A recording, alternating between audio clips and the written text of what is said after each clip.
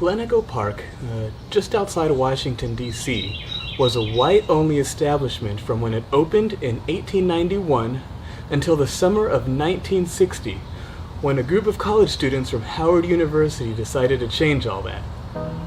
Those students were energized by a successful protest that led to the desegregation of lunch counters in Washington, D.C.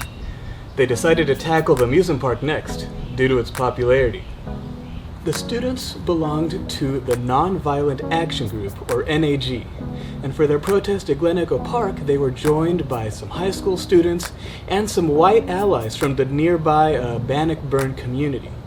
So the white people bought tickets for all the black people, and then around 6 p.m., about a dozen of them headed to the Carousel.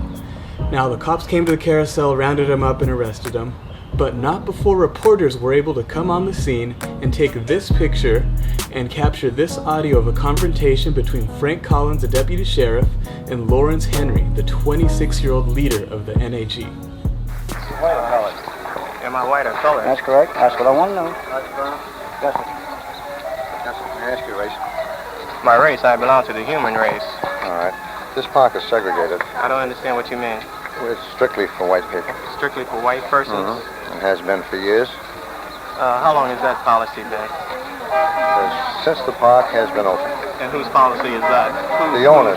Who are the owners? Well, the only information I can give you is it's key bar open. But yet you're telling me that I cannot come into the park? That's right. And you don't know what nationality I am?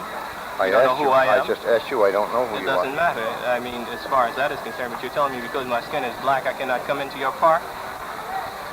Well, not because your skin is black. I asked you what your race was. What is the reason for my race? I would like to know the reason why I cannot come into your park. Because the park is segregated as private property. And you allow what class of persons do you allow to come in here? White people. White people. So you're saying that you exclude the American Negro? That's right. The park is segregated. Who is the American Negro? Who is a citizen of the United States? That's right.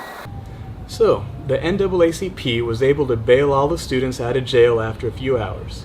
And it took 4 years, but the case against them went all the way to the Supreme Court, and the Supreme Court ruled in favor of the students and overturned the charges of criminal trespass.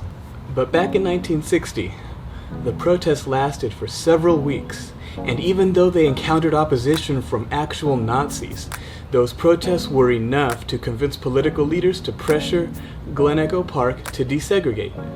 Unfortunately, the desegregated park only lasted a few years, and it closed in 1968. Now, I'm not saying white people being scared of the black people in the park was the main reason why attendance dropped and it closed, but it was most definitely a contributing factor. And on a more personal level, I really don't want you watching this to think that stories like this are all gone. When I worked at SeaWorld a few years ago, one of my roommates who was in guest relations would tell me all the time of guests who would come up to him and ask him how dark the park was today. And they actually seemed like it was a genuine concern that there were too many black people in the park. So, I guess the moral of the story is, for all you roller coaster enthusiasts out there, is that theme parks are for everybody. And the more welcoming we are, the more likely theme parks are to thrive and be successful. And I think that's more than just an observation. So this roller coaster is a tribute to the story I just told. It's called the Glen Echo Revolution, to acknowledge the students from Howard University and their protests at Glen Echo Park. But it's also here to acknowledge and lend a voice to the protesters today who are fighting for equality. And if you're watching this right now, no matter what your background is, I hope you can add your voice to theirs as well.